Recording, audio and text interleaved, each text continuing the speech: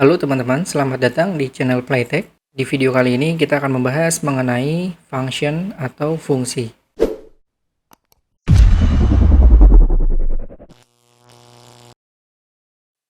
Jadi, apa itu function? Function atau fungsi digunakan untuk melakukan sebuah proses pada halaman web. Suatu fungsi biasanya tidak langsung dijalankan, melainkan dijalankan apabila fungsi tersebut dipanggil. Saya akan langsung contohkan. Di sini kita akan membuat file baru dengan nama function.php.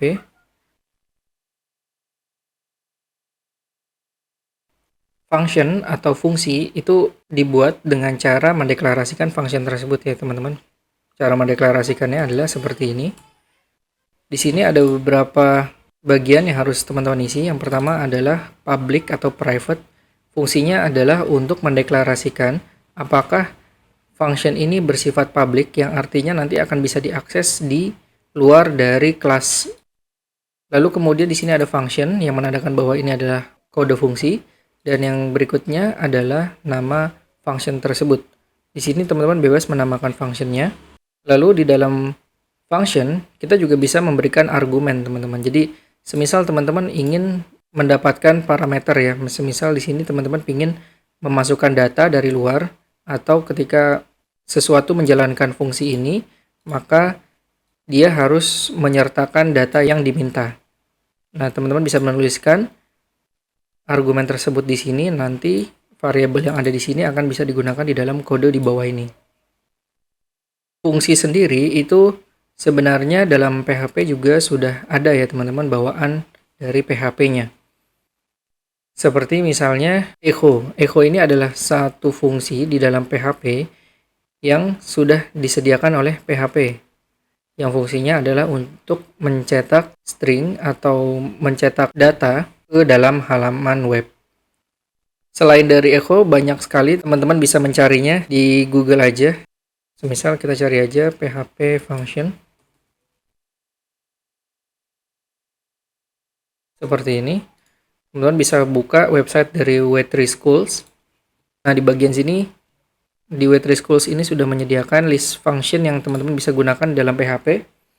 Ada function untuk array, calendar, date, directory, error, exception, file system, dan lain sebagainya. Semisal kita contohkan di sini kita menggunakan function yang ada di string. Di sini ada banyak ya teman-teman, mulai dari echo di sini ada, kemudian juga ada join, implode, else-verse, dan lain-lain. Teman-teman bisa mempelajari setiap function bawaan dari PHP di website ini, dan teman-teman bisa menggunakannya sesuai dengan apa yang teman-teman mau gitu ya. Jadi setiap function ini memiliki fungsi khusus ya, atau fungsi spesial. Teman-teman bisa baca definisi fungsinya, itu ada di sebelah kanannya.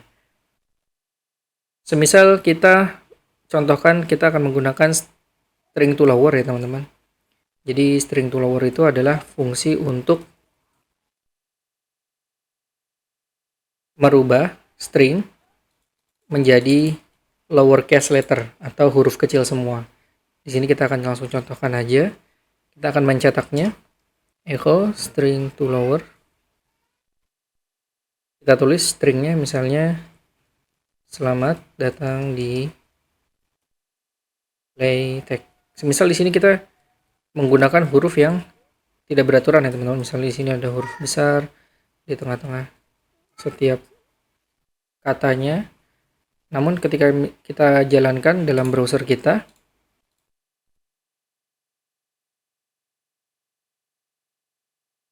maka semuanya akan dirubah menjadi huruf kecil. Nah, ini adalah salah satu contoh penggunaan fungsi ya teman-teman, di mana fungsi ini adalah fungsi bawaan dari PHP. Selain fungsi bawaan dari PHP, kita juga bisa membuat fungsi kita sendiri.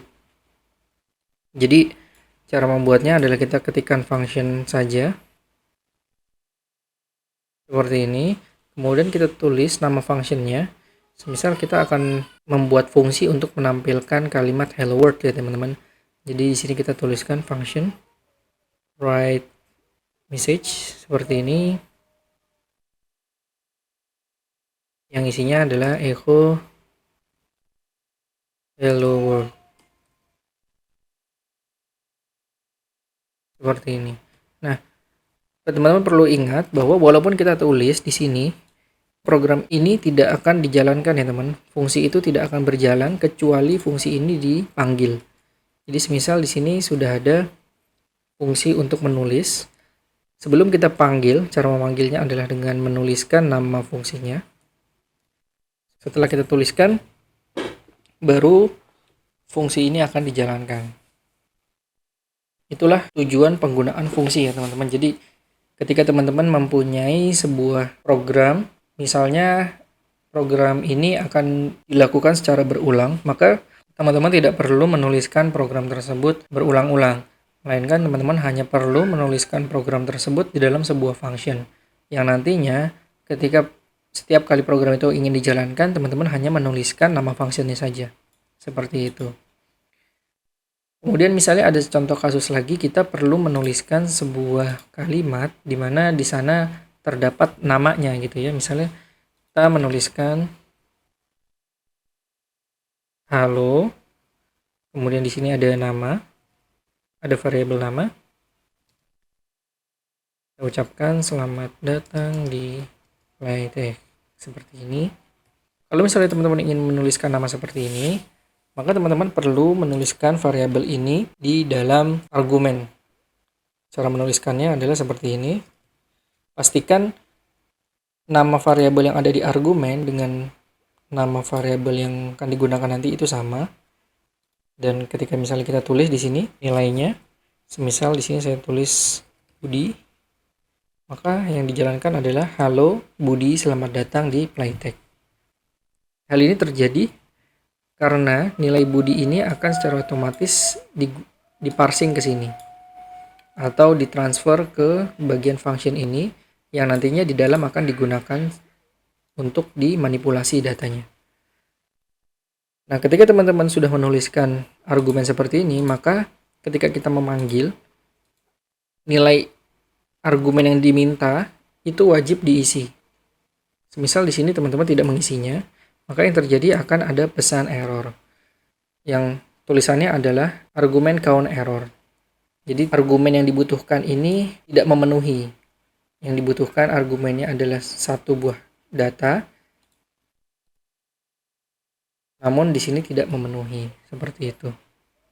Kembali lagi, fungsi ini akan memudahkan ya teman-teman.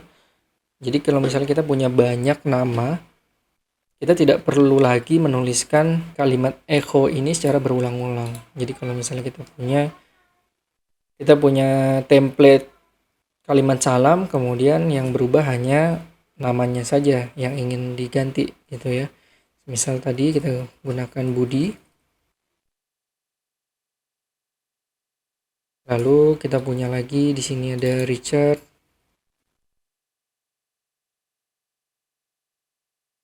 Lalu ada lagi misalnya siapa ya? Steel atau siapa seperti itu dan seterusnya ya teman-teman, bisa sebanyak-banyaknya dan lain-lain. Maka ketika kita tampilkan, nah ini supaya rapi kita tambahkan elemen garis baru. Ketika kita tampilkan, maka secara otomatis fungsi tersebut dijalankan secara berulang-ulang sesuai dengan jumlah pemanggilan yang kita lakukan. Seperti itu. Jadi fungsi ini akan mempersingkat pekerjaan teman-teman ketika coding yang sama akan teman-teman gunakan. Jadi teman-teman tidak perlu lagi menuliskan coding yang sama lagi gitu ya. Kurang lebih seperti itu. Jumlah argumen di sini ini tidak terbatas ya teman-teman. Jadi ketika teman-teman membutuhkan argumen lebih dari satu, dalam kasus ini kan tadi kita sudah mencontohkan satu buah nama ya. Semisal teman-teman butuh lagi tempat lahir. Kalau misalnya kita tampilkan di sini, kita tulis kamu berusia year tahun dan lahir di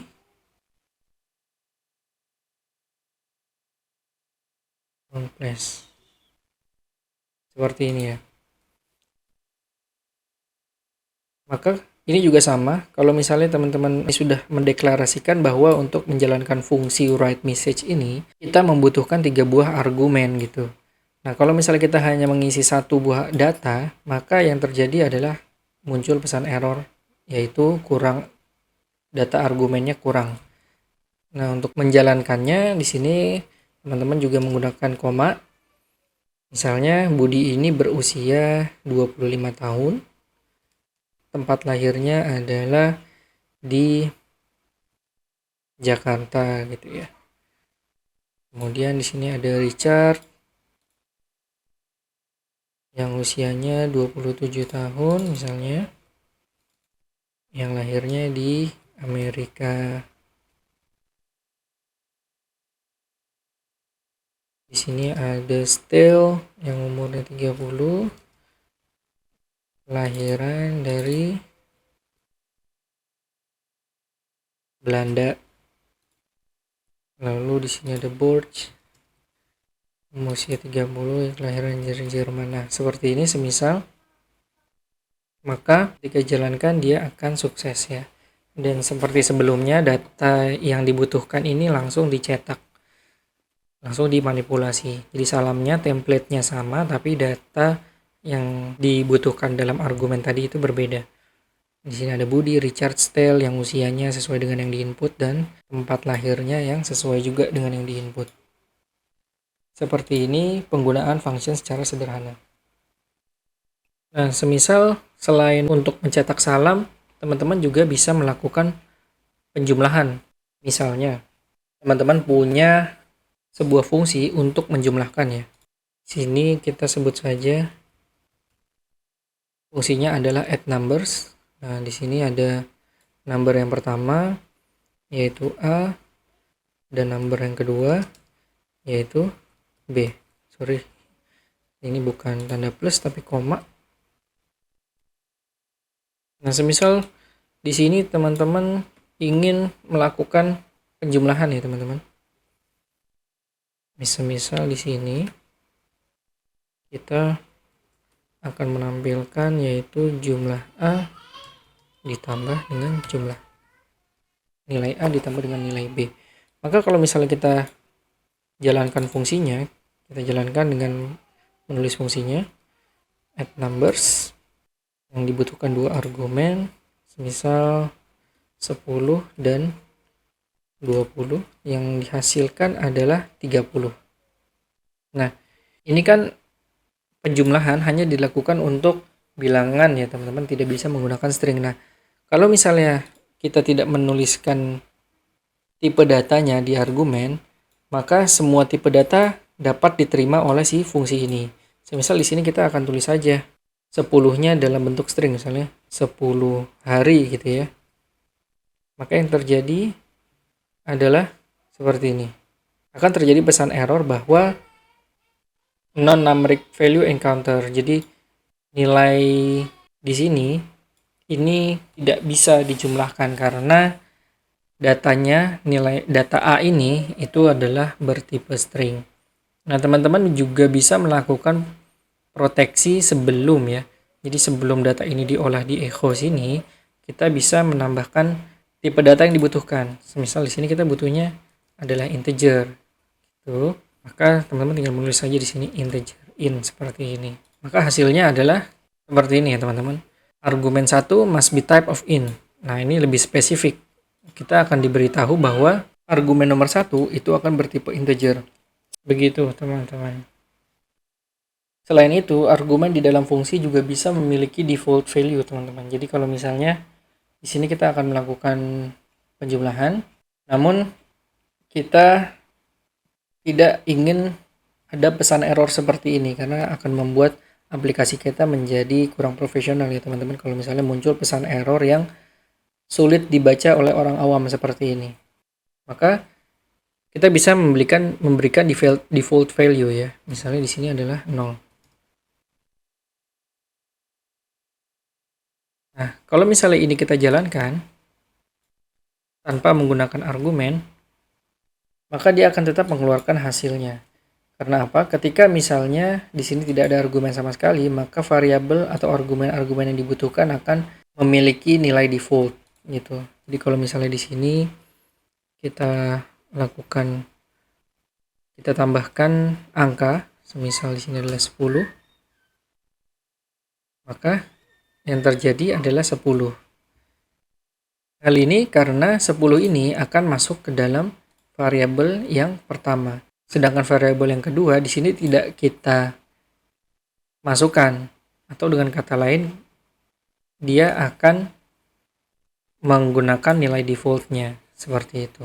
Kemudian function juga bisa untuk mengembalikan nilai ya teman-teman. Semisal di sini kita tidak menggunakan echo ini di dalam, melainkan kita akan menggunakannya di luar. Maka kita hanya perlu untuk menampilkannya seperti ini. Nah, seperti ini.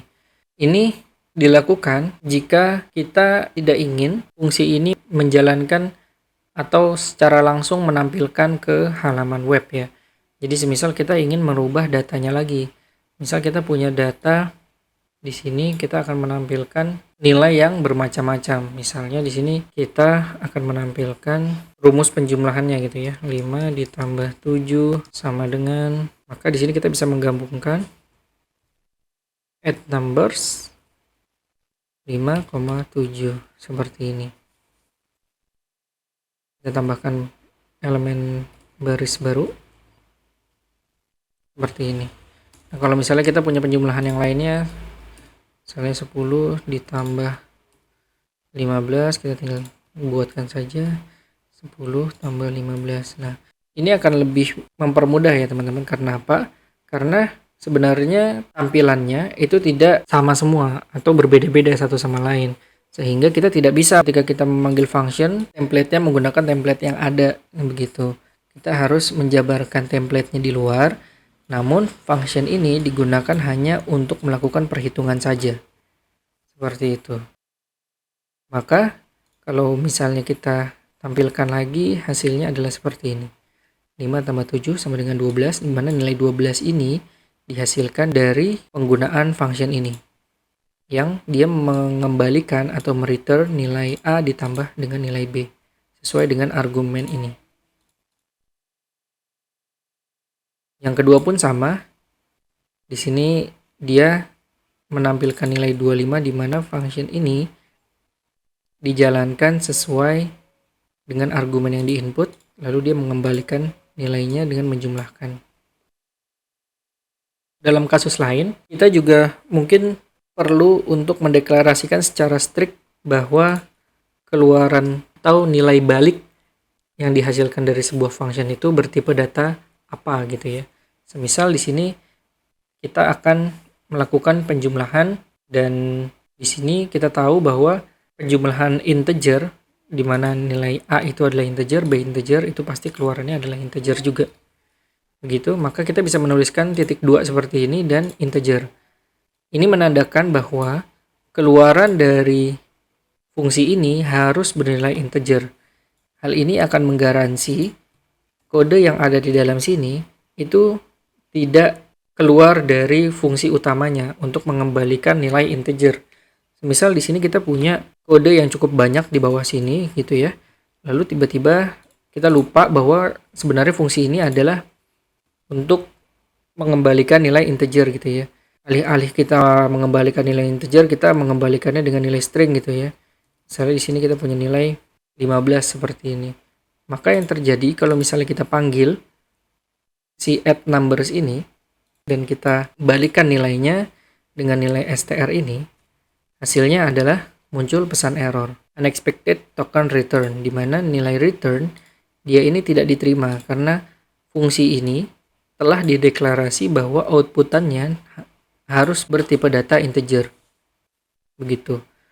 Maka kita harus menuliskan hasil balikannya atau return ini dengan tipe data integer juga. Misal di sini kita menggunakan penjumlahan ya. Seperti ini. Maka yang dihasilkan adalah sama. Begitu. Selain dari integer, teman-teman juga bisa menggunakan tipe data yang lain ya, teman-teman. Misalnya di sini adalah menggunakan float seperti ini. Di sini semisal kita punya nilai 5,5, kemudian di sini adalah 7,2, di sini 10,1, 15,25 seperti ini, maka yang dihasilkan adalah seperti ini. Oh iya, nah di sini kita punya data inputan float dan kita mendeklarasikan outputannya akan bernilai integer, makanya di sini nilai balikannya ini juga bernilai integer ya teman-teman. Padahal seharusnya balikannya adalah float gitu ya. Maka di sini kita harus ganti outputannya dengan float. Maka yang dihasilkan adalah seperti ini. Nah, format ini juga kita bisa ganti. 5,5, 7,2, 10,1, 15,25. Seperti ini. Selain dari float, juga semua tipe data yang teman-teman telah ketahui di episode sebelumnya di bagian tipe data itu juga bisa digunakan dalam operasi function ini ya, di dalam argumen ini. Selain berfungsi untuk mengembalikan nilai balikan atau return, fungsi juga bisa digunakan sebagai referensi teman-teman. Jadi semisal kita punya contoh kasus di mana kita punya sebuah angka yaitu 2, lalu kita akan membuat fungsi sederhana yang fungsi ini adalah menambahkan suatu nilai dengan 5 gitu ya. Maka kita bisa buat fungsi di sini misalnya add 5 gitu ya. Nah, maka pembuatan fungsinya adalah begini. Function add 5. Kemudian kita tulis argumennya. Value seperti ini. Value plus sama dengan 5. Nah, di sini yang berbeda adalah ketika kita jadikan function ini untuk mendapatkan nilai referensi, maka di sini kita perlu mendeklarasikan function ini atau argumen dalam function ini dengan simbol dan seperti ini. Maka artinya dia akan secara otomatis menambahkan variabel num ini dengan 5. Kita contohkan ya. Equal num. Seperti ini. Maka hasilnya adalah 7. Nah, kalau misalnya kita tidak menggunakan dan, maka hasilnya adalah 2. Hal ini terjadi karena kalau misalnya kita lihat struktur programnya, function ini kita letakkan di sini. Function itu bebas ya teman-teman. Teman-teman bisa meletakkannya di atas maupun di bawah. Kembali lagi, function itu tidak akan dijalankan selama dia belum dipanggil. Pun ketika misalnya di sini sudah dipanggil, secara otomatis PHP akan mencari function ini ada atau tidak di dalam file ini. Seperti itu. Kita kembalikan saja ke atas. Maka baris kode yang pertama kali dijalankan itu adalah bagian sini. Yaitu kita menginisialisasi variabel num dengan nilai 2. Lalu kita jalankan fungsi add 5. Di mana nilainya adalah 2. Balik lagi ya. Fungsi di sini ini berjalan berdasarkan nilai num ini. Ketika fungsi dijalankan, yaitu fungsi add 5 ini, di mana variabel value di sini akan bernilai 2 sesuai dengan variabel num di sini, maka 2 ini di dalam fungsi ya, di dalam fungsi akan ditambahkan dengan 5. Maka di dalam fungsi nilai value ini sudah bernilai 7.